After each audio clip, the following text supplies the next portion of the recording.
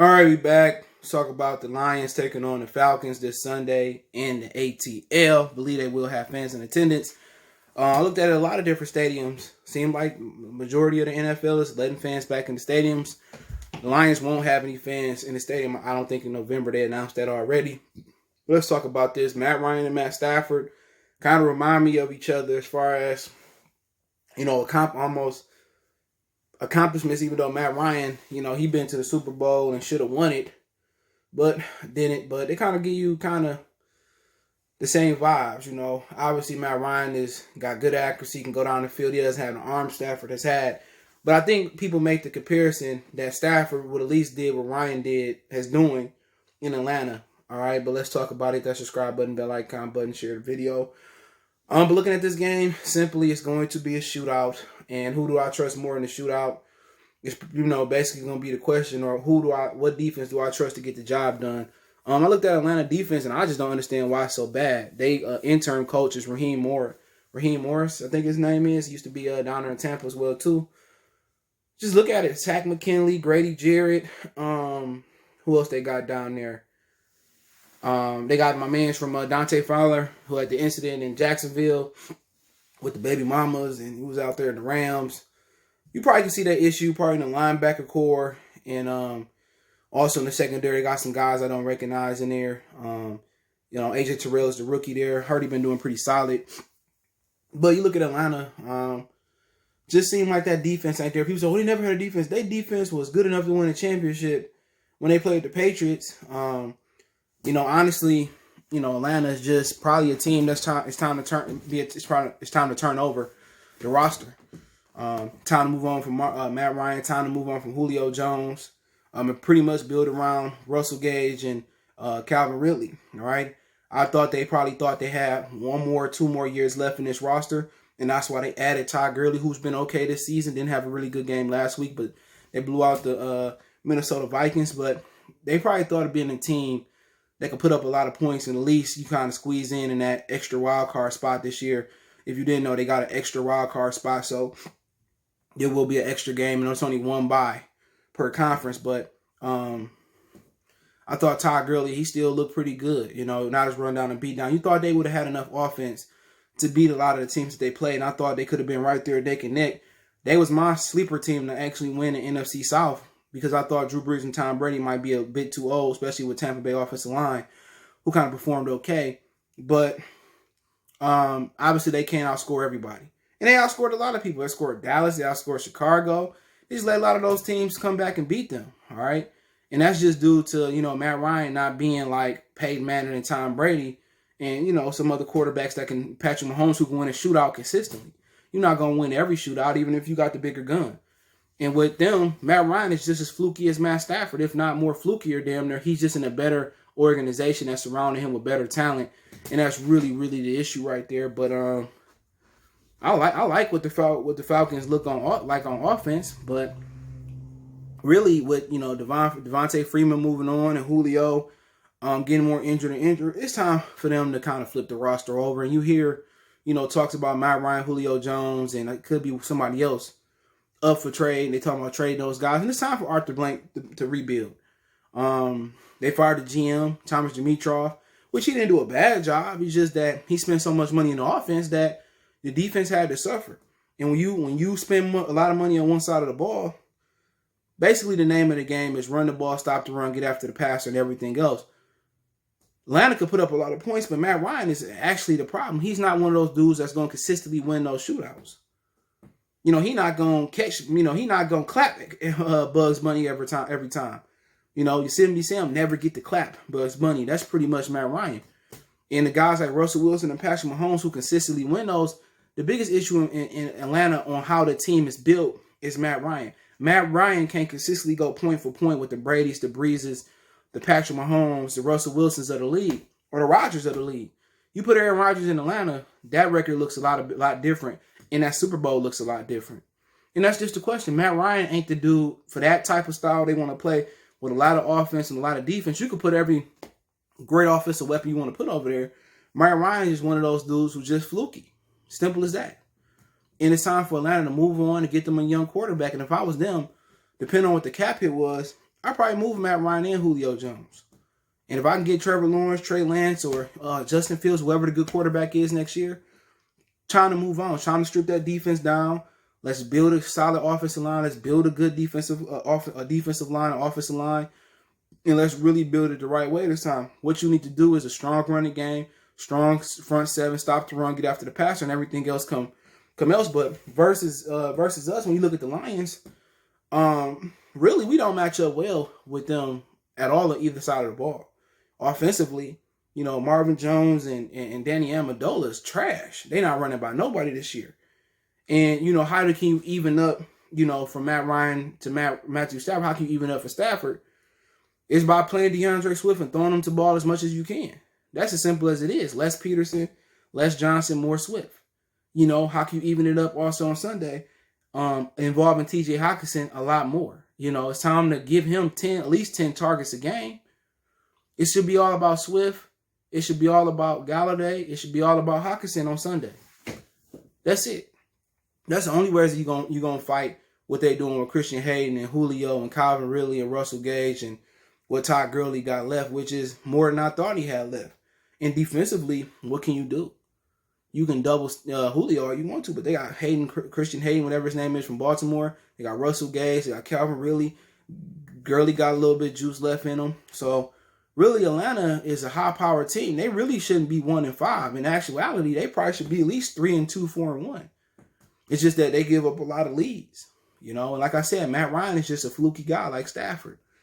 But it should be an entertaining game. It's a game that you probably going to want to use all the guys in fantasy. Last week we talked about the Jaguars. They side of the offense didn't show up, and taking the Detroit defense probably was the right thing to do, but nobody really, had the balls to do that, I don't think, unless you was down to no defenses in your standard fantasy league. But looking at Atlanta, when they look at us, and I like to give a perspective on both sides, so shout out to the Falcon fans. You looking here, run the ball with Gurley, give it to him, in the flats and on the circle in the Texas routes and the option routes, use Gurley. And then when they can't stop the run, if the Lions don't stop the run, they did better last week, but that was versus Jacksonville. Then you start looking at those one-on-ones outside, or they're going to just let you, go up the field with Gurley and Hill until they prove they can stop the run and stop the back coming out the backfield. I keep doing it. If they do a good job of stopping them, then I got Julio on Amani, or I got Ridley in the slot, or I got Ridley or Russell Gage on the outside versus Jeff Okudah. Really time to eat. They got excellent matchups. It just boiled down to what defense can make the big play, and what defense can hold it down for the longest, or what quarterback can turn it over the most. And when I look at Atlanta, I run the ball, I play action, I expose the weaknesses on the outside, and I think Atlanta can easily put up 40 points this week. Shit, it might be a 50 ball. Defensively for them, what you want to do is stop the run, and really, just pay all the attention to Galladay. They're not going to throw the ball to Hockenson a lot. Marvin Jones can't run by nobody. Amendola ain't doing much.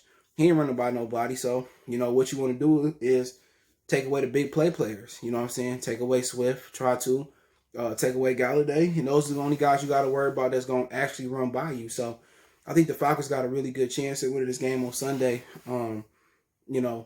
Just because I just trust their firepower a little bit more. When you look at the Lions, the game plan offensively, like I said, is to get the ball to Swift, Hockenson, and Galladay. And everybody else is secondary or the third or fourth or fifth option. Let's get Hall in there a little bit more.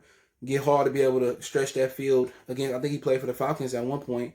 Stretch that field with his speed. And you're able to stretch that field with his speed, and you kind of expose him going deep with Stafford, and him got a great connection. He got a great ability to track the deep ball and score the touchdown.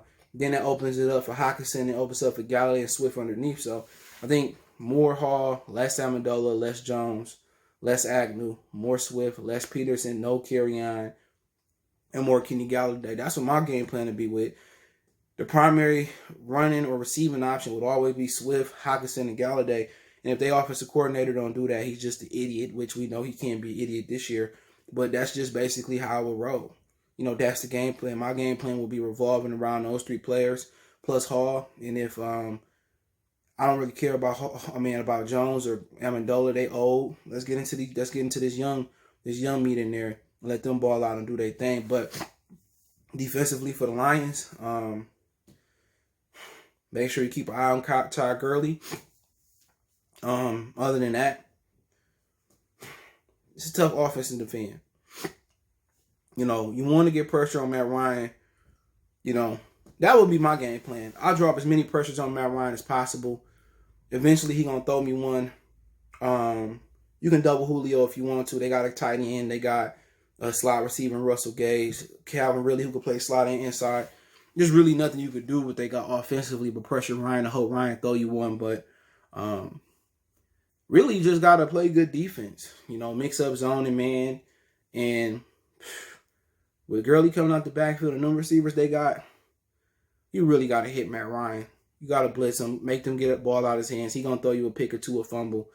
Really about pressure on Ryan, stopping the run always. And, you know, just hoping your DBs can make some plays on Julio, Russell Gage, and Calvin Ridley. But that's a really, really good offense, talented offense. But their offensive line, not that good either. They got some injuries over there. Alex Mack was injured last week, not sure if he played. But pressure up the middle, pressure off the edge.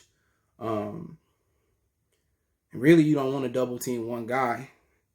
You just got to know their tendencies. You know, on third down, they like Julio on the out route or the comeback or the in route. Really, with a guy with a regressing arm, you really want to make him throw those down the field outside the number throws. But you just don't want to give up the big play versus Atlanta. Pressure them. Don't give up the big play. Make them go 90 yards, 100 yards, or however, 80 yards, whatever they got to go. And hope Matt Ryan give you one. But it should be a really, really good game. It's probably going to be a shootout. Big shootout. And to be honest, I trust Matt Ryan and Gage and really and Julio Jones and Hayden and Todd Gurley more. I trust them at home. I would have trusted them at Ford Field. You know, the offense is just too high powered. The Lions can go back and forth with them, but I just don't look at the Lions offense as explosive enough. And if the Lions going to win this game, it's going to be some help from special teams. It's going to be some help from Matt Ryan and some turnovers. And also, it's going to be some help defensively. If they win this game, it's going to be on the strength of the defense. That's going to be the foundation. If the defense can step up and make Matt Ryan turn it over, injury room, get him out of there, make him fumble, and lock down that offense long enough, Stafford can put up points. This is going to be a high-scoring game. Last week, I predicted 48-40. The Jaguars didn't show up, but they had a lot of injuries. Not making excuses for them. But this week, I can see this game getting into the 40s easily. I think I'm going to stick with my number again. I said 45-48 last week. So I'm going to go 45-48. I'm going to say the Atlanta Falcons kick a late field goal. I just think the offense is too explosive. Matt Ryan got too many weapons at his disposal. If the defense really has changed and they game planning a lot better and switching it up, it's going to show versus Atlanta. I know, Atlanta's 1-5 and you know, they got a really explosive offense. They just popped the Minnesota Vikings, who looking like they could have been easily, I think, on a 3-game winning streak. They could have been Houston. They should have beat Seattle. And on paper, a lot of people thought they should have been to beat Atlanta. But, you know, Atlanta is just explosive offensively. And, you know, this may be one of those teams that you may see up there with you for the number 1 pick as a Lion. And, you know, you might look back on it and you might wish you would have lost to Jacksonville or the Falcons. But I'm really not looking at it from that way. I'm just looking at it as the matchups.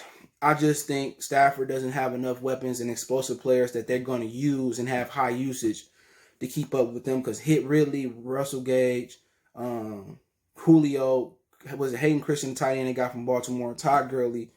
And really for the Lions, it just really should, to compete with that, it should really boil down to Swift, Hockenson, and Galladay. They should get 98% of the targets or the runs tomorrow. But the Lions' offensive coordinator is just stupid. I'm not drawing on no plays for Danny Amendola at this point or Marvin Jones. Marvin Jones can be frustrated all the F he want to. You know, get open. And you can't get separation no more. So really, when I'm rolling with, my game plan will be surrounded by Swift, Galladay, Hockenson, and Marvin Hall. Everybody else will just be a secondary, third, fourth, fifth option. But I just don't think the Lions are smart enough to do that, in my opinion. And a smart thing for the Falcons just got weapons everywhere. I just like the Falcons offense to put more points up than the Lions offense. If the Lions all going to win, it's going to be special teams, turnovers, and defense. So that's my personal opinion. Don't forget, check my other channel out right here on YouTube, Goodfellas Sports TV, for more sports, music, news, and entertainment. Other than that, don't forget you can follow me on Facebook, Instagram, Twitter. All my social media links are in the description. If you have a business question, inquiry, sponsor, video request, hit me up. Want to make a donation to the channel, Cash App CJ Good 313. PayPal link in the description. Appreciate the love, support. One time for the one time. It's your boy CJ Goodfellow Sport. Motor City Sports Talk. I like the Falcons 45-48.